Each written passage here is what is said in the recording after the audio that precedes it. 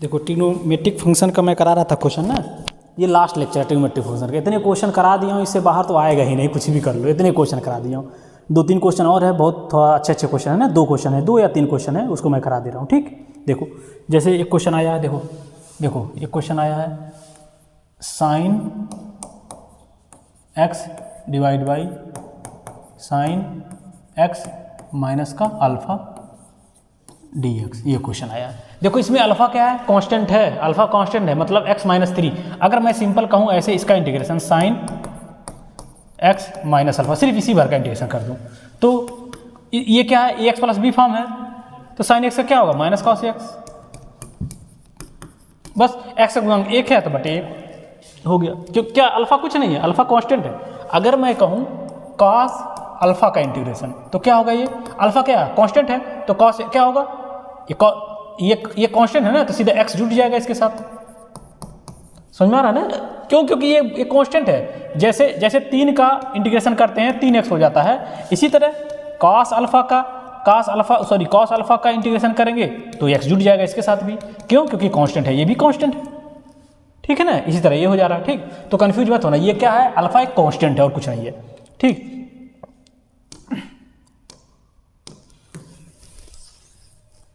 देखो एक क्वेश्चन ये आया है, एक क्वेश्चन ये भी आया है ऐसे करके, कॉस एक्स बटे कॉस एक्स माइनस का बीटा। इस दोनों का प्रोसेस सेम ही होगा। ठीक, इस दोनों का प्रोसेस सेम ही होगा। देखो इसको प्रतिस्थापन भी से हम कर सकते हैं, इसको बाई सब्स्टिट्यूशन मेथड। नेक्स्ट जब चैप्टर पढ़ाऊंगा ना तो यही सी क्वेश्चन को वहाँ भी कराऊंगा। ठीक, लेकिन यहाँ पर देखो ऐसे कर सकते हैं। देखो कोशिश करो, देखो x माइनस अल्फा है ना, कोशिश करो ऊपर भी x माइनस अल्फा आ जाए। तो अगर ऊपर भी कोशिश करें वही आ जाए तो हम क्या करेंगे, x देखो माइनस अल्फा करेंगे और प्लस अल्फा। माइनस अल्फा जोड़ दिए, प्लस अल्फा घटा दिए, मतलब प्लस जोड़ दिए और घटा दिए। ठीक, तो ये क्या हो गया, साइन x माइनस का अल्फा। ठीक, अब देखो इस दोनों को a मान लो, इसको अपने मन में एक चीज़ मान लो, इसको एक चीज़ मान लो। इसको जैसे देखो ये वाला फार्मूला लगा दो, साइन ए माइनस बी। साइन ए माइनस बी बराबर क्या होता है, साइन ए कॉस बी, फिर क्या होता है माइनस का कॉस ए साइन बी। बीच में प्लस है ना, चाहे यहाँ प्लस रहेगा। ठीक है, sign A plus B, sign A cos B plus cos A sine B हो गया। ठीक, यानी ये पूरा क्या अपने मन में ए है ये, और ये क्या है, बी है। सीधे एक्सपेंड कर दो, इंटीग्रेशन ऑफ साइन ए मतलब ये पूरा है साइन ए, उसके बाद कॉस बी मतलब कॉस अल्फा, साइन ए कॉस बी, उसके बाद प्लस कॉस ए क्या है, ये पूरा है x minus alpha, cos A sign A cos B plus cos A sine B, यानी साइन अल्फा। ये दिख रहा है ना, यहाँ तक कोने तक देख लो तो एक बार, साइन एक्स माइनस का अल्फा। देखो यहाँ तक दिख रहा है ना, लास्ट तक। हाँ, ठीक है ना। अब क्या करेंगे, देखो इतना बटे इतना कर दो, सिंपल। ठीक, कर दो।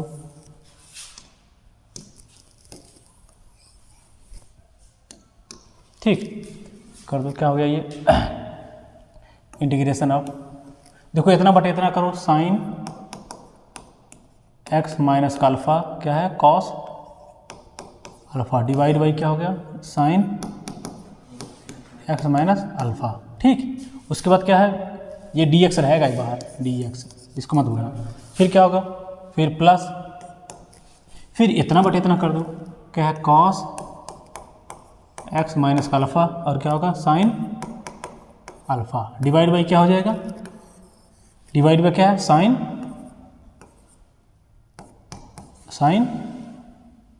एक्स माइनस का अल्फा डी एक्स। अब देखो ये कट गया, ये कट गया। ठीक, क्या बचा, ऊपर क्या बचा, कॉस अल्फा। ठीक, अब देखो ये क्या बचा, ये देखो कॉस एक्स माइनस अल्फा बटे sine x minus alpha. Cos बटे साइन क्या होगा, कॉट होता है ना, कॉस बटे साइन क्या होगा, कॉट ही तो होगा, तो कॉट अल्फा हो गया, cot alpha into sine alpha. सही है ना, कॉट अल्फा साइन, सही है, कॉट एक्स माइनस का अल्फा, और ये क्या हो जाएगा, साइन अल्फा डी एक्स। ठीक, अब इंटीग्रेशन कर दो। देखो ये क्या है, कांस्टेंट है, और ये भी कांस्टेंट है, तो क्या करते हैं, देखो कॉस अल्फा बाहर करो, इंटीग्रेशन अब यहाँ क्या बचेगा, 1, dx। ठीक, अब इसको करेंगे तो क्या हो जाएगा, ये देखो साइन अल्फा कांस्टेंट है, ये भी बाहर आ गया, इंटीग्रेशन ऑफ क्या बचेगा cot x minus alpha dx। ठीक, अब देखो 1 का कितना होगा, x होगा, x cos अल्फा। देखो x यहाँ इसलिए नहीं लिख रहे हैं क्योंकि अब लगेगा एंगल के साथ जुड़ा, इसलिए इधर लिख दिया हूँ। अब देखो साइन अल्फा, कॉट अल्फा का क्या इंटीग्रेशन होता है, log sine x, cot x से क्या होता है लॉग साइन x, तो लॉग साइन x प्लस का कांस्टेंट, ये हो गया इंटीग्रेशन। इसी तरीके से जो दूसरा वाला क्वेश्चन था ऐसे ही कर लेंगे। देखो ये वाले क्वेश्चन देखो, ये वाला क्वेश्चन था ना, ऐसे करके देखो था cos x बटे cos x माइनस का बीटा, इस तरह कर देंगे। इसमें क्या करेंगे, इसमें ये वाला फार्मूला यूज होगा। देखो cos a plus b, cos a plus b क्या होता है cos a cos b, यहाँ देखो प्लस में माइनस होता है, उल्टा होता है, साइन a साइन बी, ऐसे उल्टा होता है इसमें। ठीक, तो इसमें भी सेम वही चीज कॉन्सेप्ट लगाओ, क्या cos x माइनस बीटा और प्लस का बीटा, यहाँ बीटा क्या है कांस्टेंट है, cos x माइनस का बीटा और ये dx। ठीक, अब देखो ये इस पूरे को a मान लो, ये और ये b है समझ लो। ठीक, अब फार्मूला लगा दो सीधे direct, integration of cos a cos b, cos a cos beta, cos a cos b। उसके बाद इसमें देखो माइनस होता है, प्लस वाले माइनस होता है, minus sine a sine b, sine a sine b, ये हो गया, डिवाइड बाई यही लिख दो cos x minus beta dx। ठीक, अब देखो सेम वही करो, इतना बटे इतना, इतना बटे इतना कर दो। ठीक,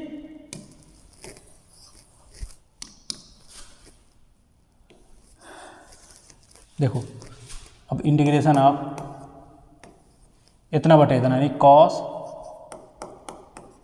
x माइनस का beta cos beta divide by cos x minus का बीटा, फिर माइनस का साइन x माइनस का beta sine beta divide by cos x minus का बीटा dx। अब देखो कट जाएगा, ये देखो ये इससे कट गया, ये इससे कट गया, तो क्या बचा इंटीग्रेशन अब क्या बचेगा cos बीटा, ये बच गया ना। उसके बाद देखो ये साइन बटे cos क्या हो जाएगा, tan हो जाएगा ना, tan x माइनस का बीटा, और ये साइन बीटा dx, ये बीटा है। ठीक, अब देखो ये कांस्टेंट है, ये कांस्टेंट है ना, ये कांस्टेंट है और ये भी कांस्टेंट है, तो जब इसका इंटीग्रेशन करेंगे तो ये बाहर हो जाएगा ना, और यहाँ क्या बचेगा 1 dx, और ये देखो ये भी कांस्टेंट है, तो इसको माइनस का साइन बीटा बाहर कर दो, इंटीग्रेशन ऑफ कितना tan x माइनस का बीटा dx। ठीक, अब देखो 1 का कितना होगा x cos बीटा, ये साइन बीटा कांस्टेंट है, साइन बीटा रहने दो। अब tan x का क्या होगा log sine x, sine x मतलब x माइनस का बीटा, क्यों, क्योंकि a plus b form x गुणा 1 है, तो बटे 1 भी लिख सकते हो, प्लस का कांस्टेंट। ठीक है ना, इस टाइप का क्वेश्चन समझ में आ रहा है ना। अब देखो एक दो क्वेश्चन मैं उस टाइप करवा देता हूँ फंक्शन वाले। ठीक है, ये बहुत सारे अच्छे क्वेश्चन हैं, ये सारी चीज़ वगैरह सब प्रैक्टिस कर लेना। ठीक, देखो एक चीज़ सबसे पहले ये समझ लो, एफ डैश, अभी बार बार समझा रहा हूँ, अगर एफ एक्स बराबर कोई फंक्शन दिया है, एफ डैश एक्स बराबर कोई फंक्शन दिया 3x प्लस का 5, ठीक है, जैसे हम x प्लस 5 होता है बराबर 6 होता है, तो इसको पक्षांतर किए जाते हैं, प्लस का माइनस हो जाता है ना। इसी तरह सेम इसका मतलब होता है इसका डिफरेंशिएशन, तो डैश जब उधर ट्रांसफर होगा तो ये डिफरेंशिएशन का क्या हो जाएगा, इंटीग्रेशन हो जाएगा 3x प्लस 5। ठीक, जैसे अगर मैं कहूँ एक एफ डैश एक्स बराबर दिया है 3x प्लस का 5, ठीक है, मैं कह रहा हूँ एफ एक्स निकालो, एफ एक्स निकालो मतलब एफ डैश एक्स को उधर ट्रांसफर करना पड़ेगा ना।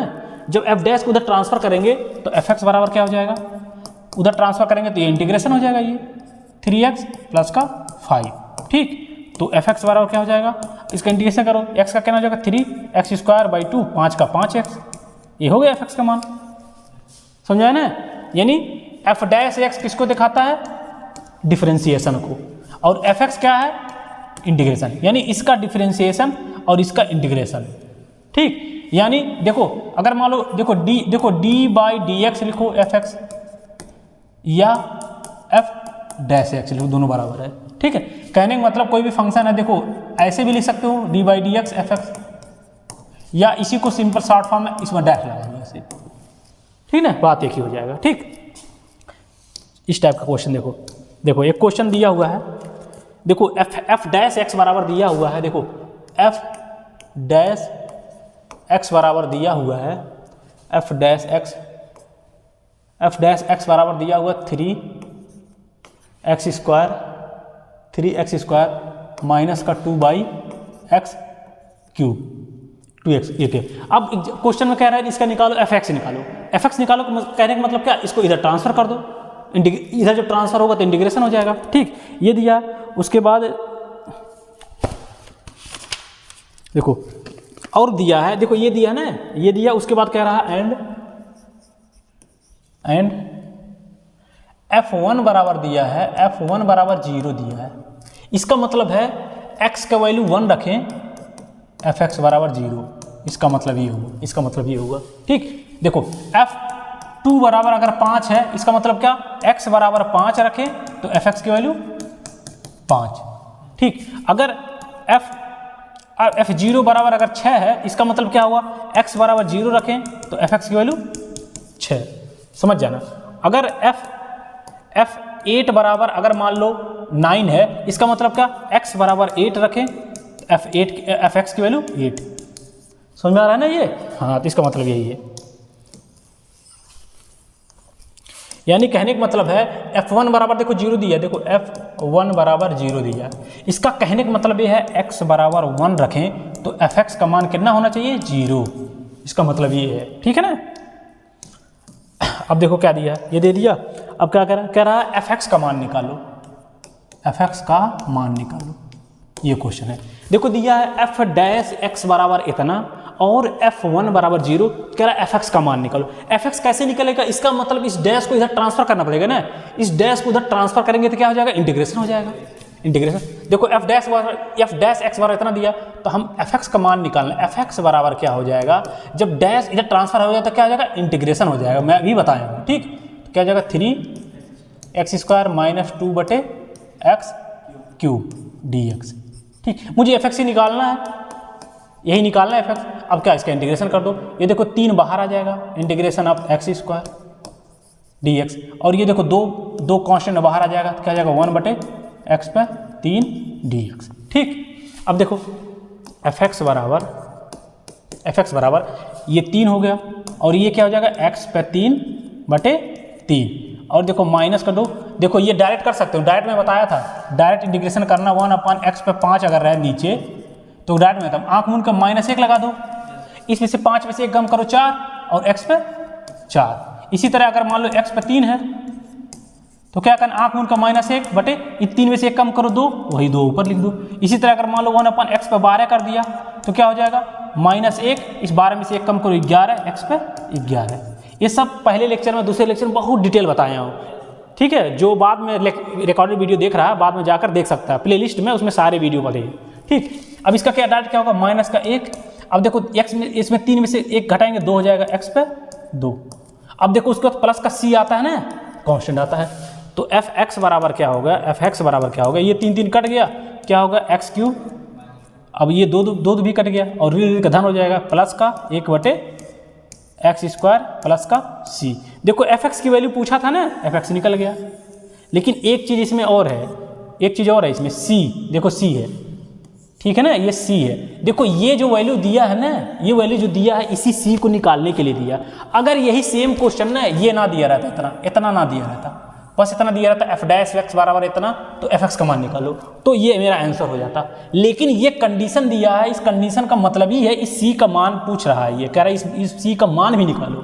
ठीक है, इसका मतलब क्या है, x बराबर, इसका मतलब ये है ना, x बराबर 1 रखने पर fx की वैल्यू कितना होगी, 0। इसका मतलब यही है। ठीक,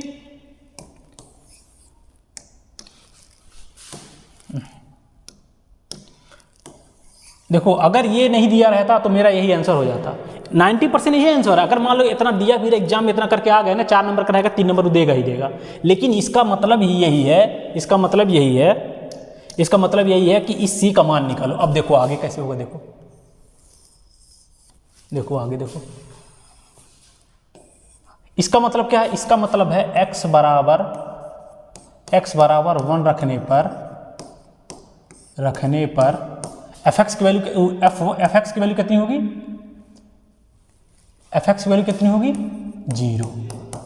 इतना समझ ना। अब x बराबर 1 रखो, देखो x बराबर 1 रखो, fx बराबर 1 रखो तो f1 की वैल्यू 0 हो जाएगी ना। x बराबर 1 रखो तो ये f1 की वैल्यू 0, ठीक है ना। यानी x बराबर 1 रखने पर f1 की वैल्यू 0।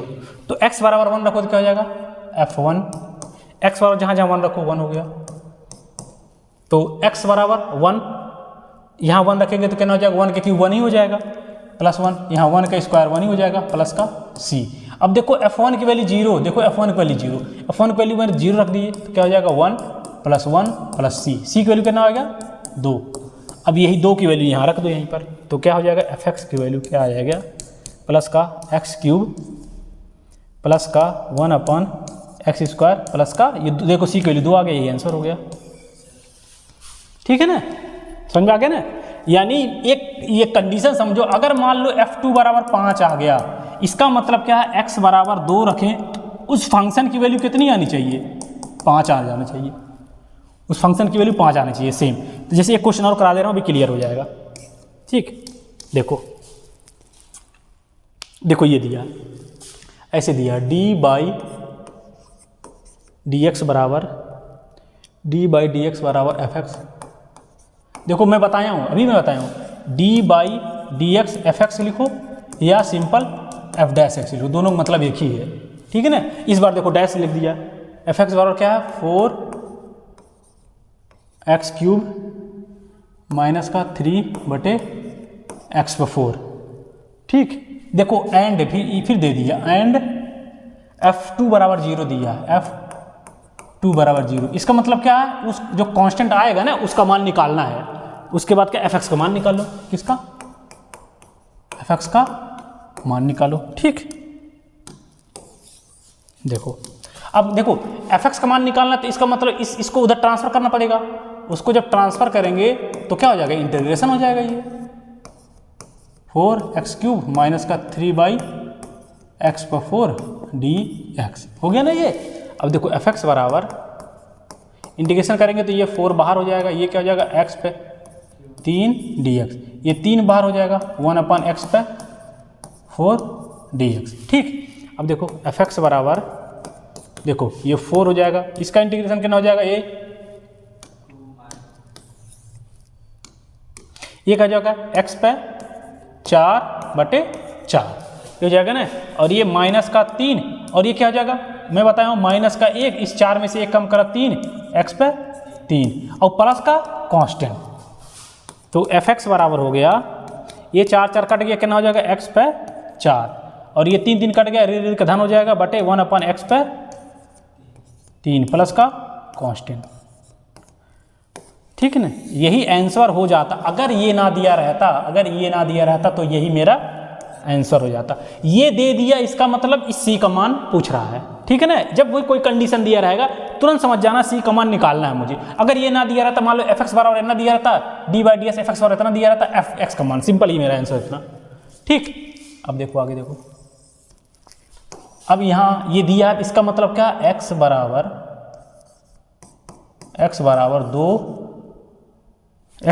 2 रखने पर, x बराबर 2 रखने पर, तो f2 की वैल्यू कितना, उस फंक्शन की वैल्यू कितना रहेगी 0। f2 बराबर 0 दिया ना, f2 बराबर 0, तो यहाँ बराबर x बराबर 2 रखो, x बराबर 2 रखेंगे, देखो x बराबर 2 रखेंगे, x यहाँ 2 रखेंगे, यहाँ 2 रखेंगे, यहाँ 2 रखेंगे। ठीक है ना, तो ये हो जाएगा f2, देखो x बराबर 2 रखे ना, हो गया। अब यहाँ 2 रखेंगे, 2 पे 4 हो जाएगा, 2 पे 4, और देखो यहाँ प्लस है ना, तो प्लस लिख दो। उसके बाद 1/x/3 है, 1/x की वैल्यू 2 रखना है ना, 2/3 प्लस का कांस्टेंट। तो f2 बराबर हो गया, f2 ये 2 पे 4 मतलब 16 16 होगा ना, 2 दूना 4, 2 8, 2 16 और 1/2 पे 3 मतलब 1/8 प्लस का c। तो f, अच्छा f2 की वैल्यू 0 हो जाएगी, देखो f2 के लिए 0 हो जाएगी, ये 0 हो गया। ठीक, तो ये क्या होगा 16 बटे कितना होगा 144 होता है, 16 बटे 144, 8 6 48 के 8 हासिल आया 4, 8 का 8 4 12 128, 16 बटे 128 होता प्लस का 1 डिवाइड बाई 8 प्लस का c, ये 0 हो जाएगा। ये कितना हो जाएगा 128 129 बटे 8 प्लस का c। तो c की वैल्यू के यहाँ कितना आ जाएगी माइनस का 129 बटे 8, c की वैल्यू इतनी आ गई। अब c की वैल्यू यहीं पर रख दो उतना, वही आंसर हो जाएगा मेरा। ठीक, यहाँ c की वैल्यू वही रख दो, यहाँ c की वैल्यू क्या रख दो माइनस का, यहीं रख दे रहा हूँ। ठीक है ना, कितना हो जाएगा ये c की वैल्यू माइनस का कितना 129 बटे 8 है, ये आंसर हो गया मेरा। ठीक, चलो ठीक है, बस अब ठीक पहला चैप्टर खत्म हो गया पूरा। ठीक है, अब मैं आगे क्या पढ़ाऊंगा, पूरा चैप्टर खत्म हो चुका है, ये पूरा मतलब बेसिक इंटीग्रेशन पूरा खत्म हो गया। अब क्या पढ़ेंगे, अभी तक तो ये बेसिक था समझ एक तरह से, अब हम क्या पढ़ेंगे, देखो इंटीग्रेशन का मेथड होता है, कई मेथड, एक बाई सब्स्टिट्यूशन मेथड आप पढ़ेंगे, by substitution method, TITION, by substitution method, मतलब integration by substitution method, integration by substitution method, Hindi में क्या बोलेंगे इसका प्रतिस्थापन विधि। दूसरा बाई पार्ट्स पढ़ेंगे, बाई पार्ट्स मतलब आंशिक समाकलन। ठीक है, नहीं आंशिक नहीं, पार्शियल मतलब पार्ट्स का मतलब क्या होता है आंशिक समाकलन, पता नहीं क्या ऐसे कुछ होता है। बाई पार्ट्स पढ़ेंगे, उसके बाद क्या पढ़ेंगे एक और पढ़ेंगे by partial fraction, integration using partial fraction method, इसको आंशिक भिन्न बोलते हैं ना, इसको आंशिक भिन्न बोलते हैं पार्शियल फ्रैक्शन हिंदी। इसका बाई पार्ट्स का कुछ और बोलते होंगे, क्या बोलते हैं बाई पार्ट्स, देखो हिंदी में क्या बोलते हैं बाई पार्ट्स का, खंडशः समाकलन, इसको हिंदी में बोलते हैं खंडशः समाकलन। ठीक, इसको तो बोलते हैं प्रतिस्थापन विधि, इसको बोलते हैं आंशिक भिन्न, और एक और है चौथा, एक और बनेंगे स्पेशल इंटीग्रेशन।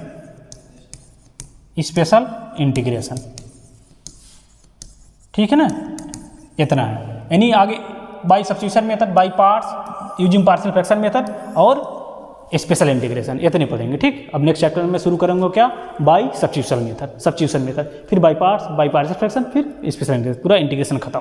ठीक, चलो ठीक है आज